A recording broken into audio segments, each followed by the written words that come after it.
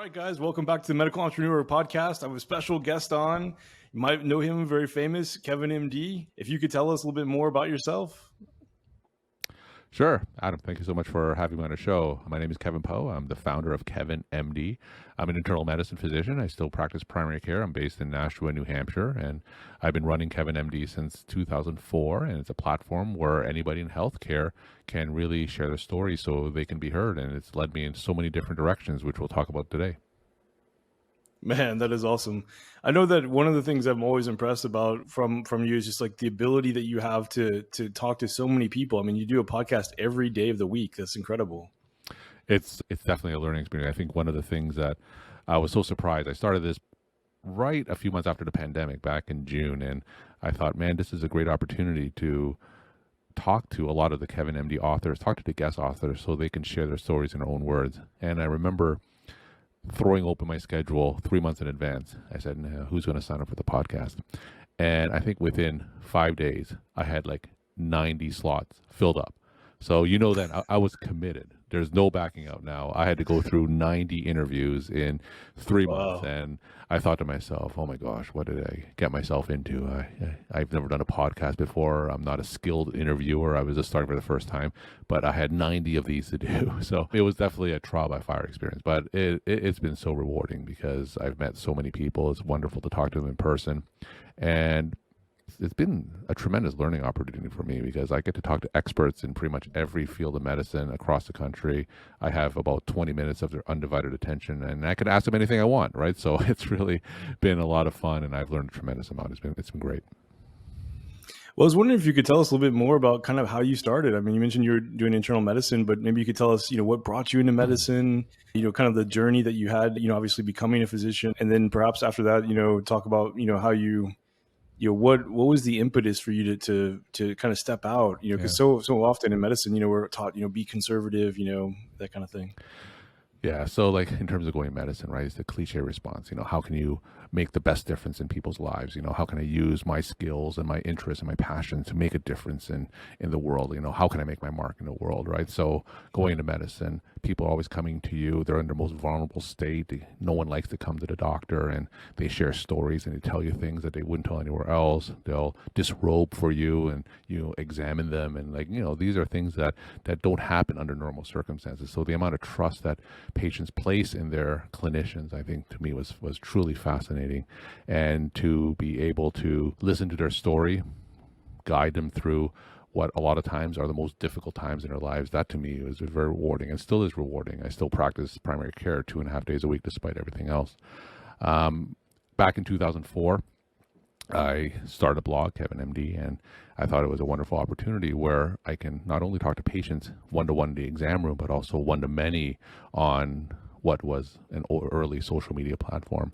And I tell the story a lot where I think I wrote a blog post after a drug recall, and then the next day someone came up to me or one of my patients in the exam room said, I read your blog post this morning and I was comforted with what you had to say. And that to me was kind of my aha moment in terms of reaching patients outside the exam room. And now, of course, we're talking about 20-something years later, it's so much more important because patients now are just getting so much information online, and we just lived through, or we're still living through 3+ years of the pandemic, and there's still a lot of misinformation out there. There's still a lot of polarization out there. So I think it's certainly more important for physicians or clinicians and anyone in the healthcare field to get out there and guide patients to reputable sources of healthcare information. And there's so many threats, of course, to our profession as well. It's so important for us to get our voices heard and not only make differences in patients' lives, but also differences in our own lives as well. Wow. That makes some really good points. And then I was going to say, like, with regards to patient care, I mean, what I've kind of seen and kind of things that we talk about on the Medical Entrepreneur Podcast is like a lot of the people that we're talking to are basically disenfranchised people in medicine. They've done, when you go through the training, you think, oh, I'm going to get out, I'm going to help so many people, I'm going to do this. And then you get out and you realize like you're burdened under a system that essentially is algorithm driven. The insurance company will only pay for certain things, even if it's not necessarily in the best interest of the patient. Have you seen your practice change over the years? And if so, like, have you taken any steps to be able to practice the way that you want to? Yeah, it's exactly what you said. I think that a lot of people go into medicine, they they go in with that idealistic mindset, but then come out and see what our healthcare system is. And there's so many things that are wrong with our healthcare system that could be improved. And I think that letdown, the disappointment is leading to a lot of clinician burnout, right? We know the statistics, 60% of clinicians are burnt out or feeling burnt out. I think medicine isn't quite what they expected. And I think the biggest reason, as you said, is that loss of autonomy, right? I think clinicians are being told what to do. They can't practice the way they want. They're being told that they have to stick with these algorithms. They have to do prior authorizations before they order tests and prescribe medications. And I think there's a lot of disappointment where the reality of medicine isn't quite meeting what their expectation of medicine is. And I certainly see that a lot in primary care, of course, where I'm seeing more and more bureaucracy, and we have to deal with these clunky electronic medical record systems. And of course, you're on the phone with people arguing about prior authorization. So it is a little bit disenfranchising, and sometimes that loss of autonomy makes practicing medicine much more difficult. But then if you think it's difficult for us, then you have to look at it from the patient standpoint. And I think we have to realize that as hard as we have it, patients have it worse, because for them to navigate through this maze of bureaucracy that they have to face whenever they go for healthcare, I think that it's even worse for patients. And that's why we have to stick with it, because if patients don't have clinicians to guide them, they don't have a lot of chance when it comes to navigating their healthcare system themselves. Well, that's so true. Is there anything that you've done, like, our practice, we always try to tell people to get kind of not where they're not dependent on insurance-based medicine, because with insurance-based medicine, so many things could go wrong. Even I've seen to the point where here in Texas, Blue Cross Blue Shield actually had a wholly owned subsidiary file medical board complaints against primary care physicians who had prescribed expensive drugs as they defined expensive. And then these poor guys had to go up and defend a medical board complaint, which at the minimum was like $5,000 in legal costs, and just basically just Blue Cross essentially punishing these guys for prescribing medications that they can't control the price over. Yeah, so I talk to a lot of clinicians that are trying to leaving this insurance-based healthcare system. They're going to what's known as, of course, direct primary care, where patients pay a set fee. It could be like $100 a month, where they can get access to these physicians and get a sense that these physicians are much happier. They don't have to deal with things like that, like the bureaucracy and the paperwork. They could spend 45 minutes to an hour with each patient. They see fewer patients. So yes, I am seeing a trend towards more physicians getting out of the insurance-based healthcare system. Awesome. Do you have any of your own, like, I know you mentioned you're practicing 2 days a week. Is that just to keep up your license, or is that just something that's like a passion project, or, can you tell more about that? Yeah, so I practice 2.5 days a week, and I think the biggest reason is that there's such a shortage of primary care clinicians, and the bottom line is that patients need us, right? Because I'm not sure what the situation is in Texas, but up here in New Hampshire, some you have to wait whatever months, right, for patients to get in to see a primary care clinician. So part of it is I'm needed. Second is that I do enjoy the medicine aspects of it, right? So I'm not sure about practicing primary care 5 days a week. I think that would be very, very difficult. But the medicine aspect of it, still I get a lot of reward in talking to patients about the various issues and problems that they have, and trying to solve some of these issues, and just, again, guiding them through the healthcare system whenever they get diagnosed with a complex disease. And then also from a more personal standpoint, whenever I'm talking to physicians about things like social media and why they should get on, I think that I have a little bit more credibility that I'm a practicing physician myself, right? So if I'm talking to primary care physicians about why they should get involved with social media, why they perhaps need to go on, Facebook, Twitter, LinkedIn, I'm not someone who's not going through what they are going, right? Because I've actually lived through it. I've done it myself. And that to me is a little bit more persuasive whenever I talk to other clinicians. So I think that blend of what I do with KevinMD and on the website, I speak, doing the podcast, and I go on other podcasts like I am now, that to me has been a fantastic counterbalance to what I do clinically in primary care. And one of the themes that I'm sure we're going to mention later is that our degrees, our lives is what you make of it. We are certainly more than our degrees. And I think that there's just so many opportunities for clinicians out there to make their professional lives the way they want. Gone are the days where physicians are only this. They only are going to the hospital. They're only surgery. They're only go to the clinic. I think now there's so many opportunities that are available to us that the definition of what being a clinician is just so varied and vast. And there's just so many opportunities out there that we have so much flexibility in terms of choosing how our professional life is. Man, that's a really great. I mean, I think it's a really great thing. I know somebody actually referred to you as the Gary Vaynerchuk of medical social media. Well, So I don't know. I don't know if I have the cachet of Gary V, but certainly that that's a compliment, and I think right. But like I said, I think that I try to like I said earlier, make a difference in terms of improving the lives of clinicians, getting our voices out there, and again, it's being very rewarding in terms of seeing the impact of that. absolutely. Man, that's so interesting. What would you say to someone who, like, for example, I just see kind of this lack of information and education that's out there, especially for, I mean, even for example, like you take an average GI doctor, right?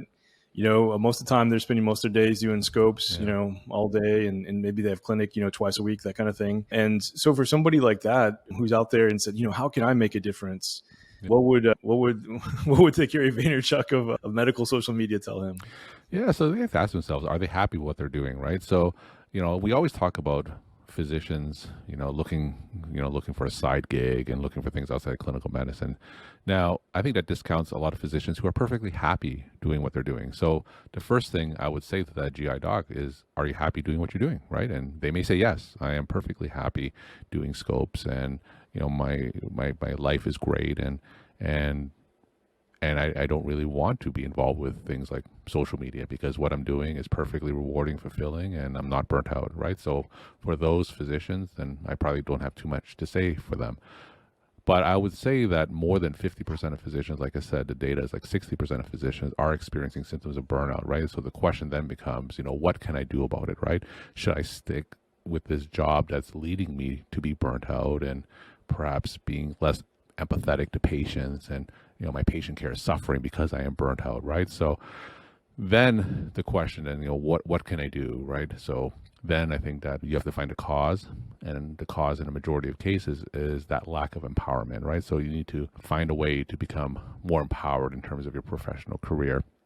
For me, of course, is having what I do with KevinMD, and it does supplement my income. It allows me to cut back down to 2.5 days a week. So some of the downsides of practicing primary care is limited because I'm only practicing 2.5 days a week. So talking to a GI doc, if they find that they're being burnt out by the productivity pressures and whatever is burning them out for medicine, I would probably say, cut down and find something that fills their cup up again, right? It doesn't have to be social media, right? It could be writing, it could be investing, it could be real estate, starting a business, whatever fills your passion up, because I think it's so important to have that balance. And like I said, as physicians, we do have opportunities that are out there outside of clinical medicine. And I was wondering if you could maybe, because for a lot of physicians, I don't, we have the typical role, or in your mind, you have the idea of like maybe like an influencer on Instagram, who lives kind of this maybe, I don't know, maybe say like fancy life, if you will, where they're like, oh, I'm wearing this, I'm going to this place, I'm eating at this restaurant. Could you maybe describe like what you would foresee a physician who is participating in social media, kind of like yourself, like what it might look like for them to be an influencer? So I think they have to go in with what their goals are, right? So I think going into social media to be an influencer, or going into social media for the sake of social media, probably isn't a good idea. They have to go in with a specific goal in mind, right? So what do they want to accomplish by being in social media? Because it's not easy. It's a grind. For me, I spend more time on social media into my podcast than I do practicing clinical medicine. So for some people looking at my workday may feel like, that's a lot of work, right? It's a big grind. So in general, the main reasons why people want to go into social media would be, number one is to educate patients. We talked about this earlier in terms of guiding patients to reputable sources of healthcare information and increasing the ratio when it comes to reputable versus unreputable sources of healthcare information. So that's, I think, one of the strongest reasons why more of us need to be online, to kind of make that a more favorable ratio. Number two is advocate for our profession and allow clinicians to share their stories and talking to people who may not be clinicians, and they make medical decisions on behalf of us. We're talking things like politicians or physicians who don't practice anymore yet are involved with policy. So I think it's important to influence them. Or it could be something as simple as maintaining our online reputation. A lot of patients, they Google us online, and if we're not involved with proactively creating our content online, then we're going to be defined by someone else, right? It could be a third-party physician rating site. So I think being involved in creating content can help us take control of our online reputation. But no matter what the reason is, you have to come in with a preconceived reason and then adapt social media to fit those goals. In terms of the life of an influencer, like I said, it is a grind. It's a constant pressure, right? Some people say it's very difficult every day to have that pressure of creating content. Content creators, they themselves are burnt out just because of that constant need to feed that monster that always requires content, right? So, whether it's Instagram or YouTube, you have to do it regularly. It could be a daily podcast like me. It could be several times a week, it could be several times a month. But the fact that it has to be regular, that in itself is a pressure. Not everyone's really equipped for that. But I think that if you have a goal that speaks to you, that you're passionate about, that makes that social media content creation grind much more easier.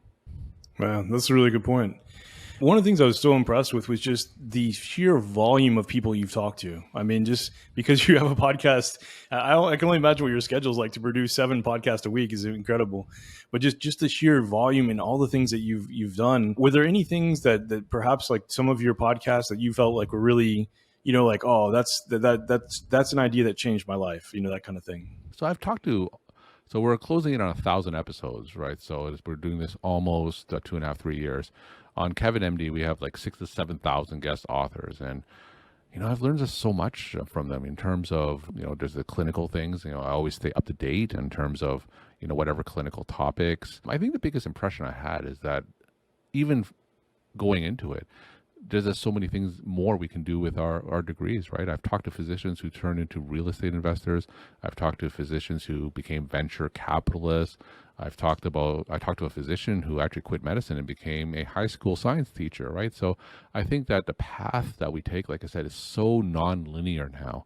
And that to me was the biggest impression that I got just talking to so many other clinicians who are out there, is that it's just, we just have so many options in terms of where to take our degree. And just because, if we're not happy with what we're doing in clinical medicine, we have options, right? So that's really certainly the point of this podcast, that we have options with our degree other than what's making us unhappy in clinical medicine.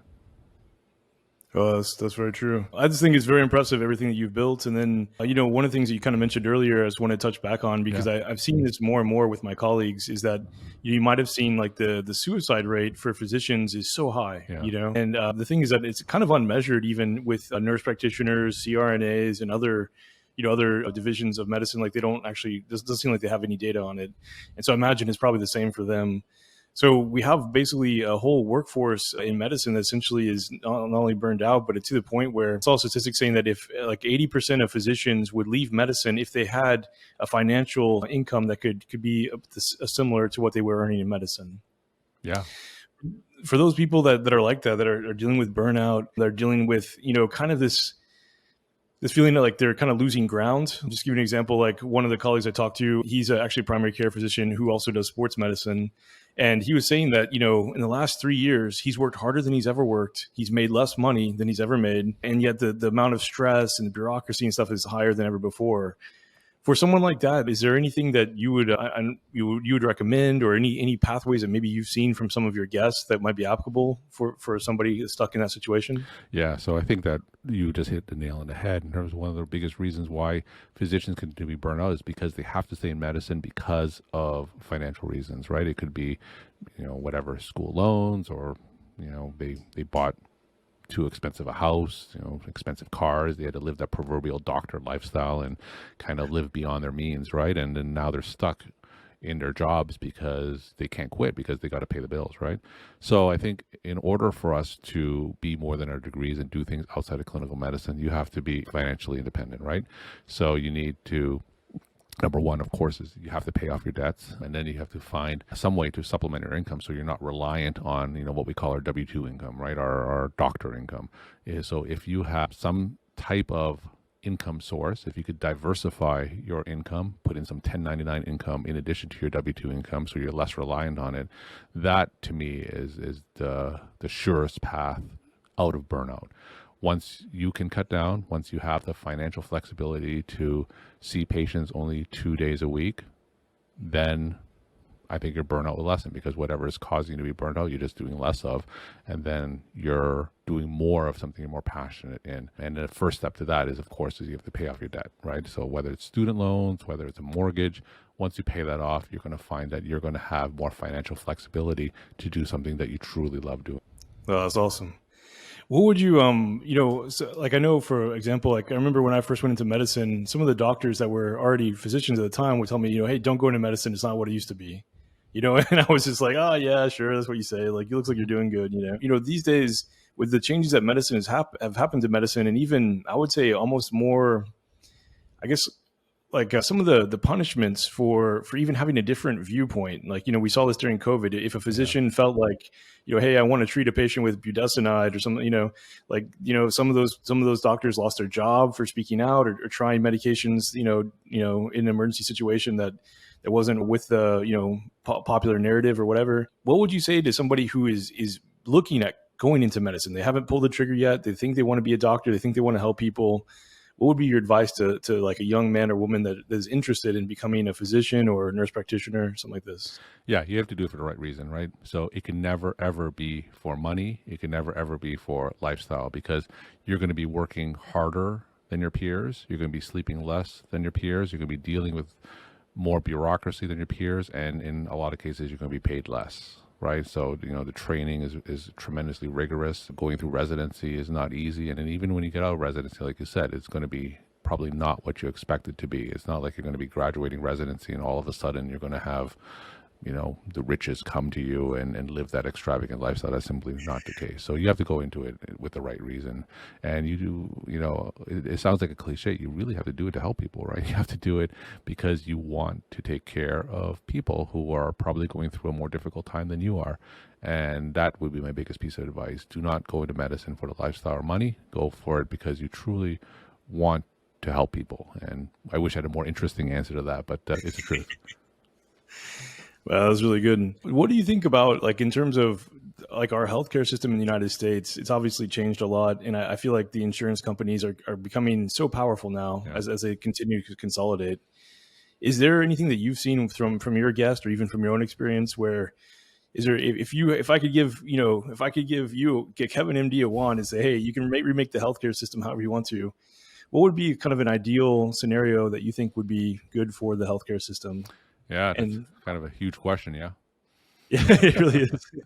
So I think smarter minds than mine have certainly tried to tackle that question. I think that there's just so much inertia in terms of what we have already with our healthcare system, right? We have this employer-based healthcare insurance, right? Medicare and Medicaid. We have private insurers, right? So I think it's very difficult. There's just so many entrenched interests in our healthcare system. So those who say, "Oh, we should just scrap it all and do something like a single payer healthcare system," I think that realistically would be difficult. I think that sometimes if you start from scratch, that certainly would be one option, but we're not starting from scratch. We're starting from an area where we literally have billions to trillions of dollars entrenched in the current system that we have. So there's going to be a lot of resistance to any major change. So then you have to look at other countries that have our similar values and have similar kind of a similar basis for healthcare. So, you could look at countries like Switzerland that have private insurers that are highly regulated. That's what the Affordable Care Act tried to do, better regulate private insurance. So that's certainly one option. Another consideration is to have basic government provided healthcare insurance. Some people say Medicaid for all, perhaps, or Medicare for all, to have some type of basic healthcare insurance, and then people who want can pay more and get some private insurance on top of that. I like Australia's healthcare system, where Australia, for instance, they have government provided baseline healthcare insurance, but if you want, to skip the line, and if you want something on top of that, then you can have private health insurance on top of that. But I do think that we do need at least some universal basic health care insurance for everybody in this country. That needs to be the start. I know the Affordable Care Act tried to do that, but we still have tens of millions of people who are without insurance. So finding a way to cover those and then better regulating the private insurers and trying to improve what we already have probably would be the most realistic way going forward. Absolutely. I was curious to see what your take is on, patients' rights and kind of like, with the whole COVID thing, there's a kind of a whole concept where basically like, hey, there's a pandemic. So now, everybody needs to have this, medical procedure. And, the question kind of came down between like, is it your right to not have a medical procedure? Just from your experience and this maybe some of the people you've interviewed, where do you kind of see that, I kind of see that line is starting to fade where, it's coming to a point where, in many cases, if they have like a digital passport, this kind of stuff, you may not have the option to choose anymore. Do Well, you tell me have more any about thoughts? tell me more about the digital passport. Well, from what we see is that basically, I believe it's the G20 nations have now put into place a kind of proposal that would include a digital passport, which would basically require your vaccinations to be linked to this digital passport. And that in order for you to travel, the thought is that basically in order for you to travel or be accepted into a country, that they would review your digital passport and say, hey, you need to have these kind of treatments in order to come in, that kind of thing. Yeah. So I don't think that's going to fly very well in this country, right? So I think that it goes to the culture as well. I think it's probably not controversial to say that in the United States that we have a very individualistic culture, and that starts all throughout history because our country was born of revolution, right? Our country is not born of compliance or kind of a central government, right? We were born out of revolution. So I think that culture of individualism kind of is very, very strong today. So from a public health standpoint, some may say that may make sense, but I think realistically, if you look at the culture of America, I don't think that's going to convince a majority of people that they want to do that, right? So we have things like privacy concerns and things like that. In general, I do think that when it comes to diagnostic and treatment plans, I do think that patients do have the final say. Of course, there are some exceptions when it comes to societal benefits and things that are blatantly wrong and that will hurt patients themselves. Those are exceptions. But in general, when it comes to treatment options, we have various options that we can give to a lot of patients, right? And you have to take into account patients' individual values when it comes to considering what they want to do next, because one patient may want to be more aggressive and others may want to be more conservative. So I always try to engage patients and give them a menu of options ranging from conservative to aggressive. And that way patients can include their own values when it comes to guiding the treatment plan. So yes, in general, I do think that patients do have the final say. I am a believer in patients' rights, and specific to that digital passport that you mentioned, I don't think it's a realistic path forward, especially in this country. Wow, I totally agree. I mean, I'm from Texas. People here are very, very individualistic, and everybody believes that they have the right. And I was just curious to see, like, based on everything, because I do see other physician voices that are coming out. They're saying, hey, this is you need to do this. It's for the public good, and like et cetera. So I was just curious to see, like, from all the information you saw, kind of your opinion. Yeah, and And you're seeing something like that play out right now, even with COVID, right? You're seeing that tension between individual rights versus public health, right? And you're seeing that still play out today. So that is certainly going to be an ongoing tension. We do live in a polarized country, polarized society. So I think that that's just another ramification of that. oh, that's very true. And then I was just curious, like, you treat patients 2.5 days a week. What do you think is like, obviously you're very well spoken. I can see exactly why patients would love to talk to you. You're obviously highly educated. Is there any examples that you might give of, a time where you were able to use the power of your social media to either identify a patient who may not have normally come in to see you, or perhaps you're able to point to one of your podcast episodes to help a patient like become more educated? Just maybe an example of how the social media actually helped a patient interaction. Yeah, so I think that there are some patients who come to me because they listen to my podcast or they found me on social media, and we will have a conversation. Some patients would say, I don't agree with what this doctor said about the COVID vaccine, right? And the fact they come into me, and even if I don't agree with what their personal values are about the COVID vaccine, they're willing to come in for a conversation based on what they saw on my blog or listened to on my podcast. So it's given an opportunity where we could actually have that conversation and, you know, good back and forth. We're not arguing with each other. I can certainly share my opinion, and that person would be very receptive, and he or she will give their opinion, and it's led to a constructive conversation. Now, have I convinced every single patient to see things my way, or convinced them to get a vaccine that they otherwise wouldn't have? No, of course not. It's never 100%. But I have made a few patients reconsider, for instance, taking the COVID vaccine, or doing or considering a treatment that they otherwise wouldn't have. And really, that's the best result that I can expect, because as physicians, you know, we can't expect to convince 100% of patients, but if you could change the minds of maybe one or two, or make them reconsider, or make them think twice about something that they previously had another viewpoint of, you know, that to me is considered a success. Wow, that's awesome.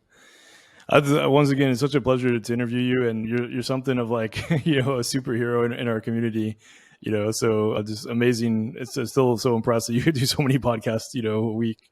So incredible. I just want to say thank you so much for coming on the Medical Entrepreneur Podcast. It's been a real honor. It's Dr. Kevin Pho, also known as KevinMD. That's what I always refer to you as, KevinMD. And thank you so much for coming. I really appreciate it. Adam, thank you so much for having me.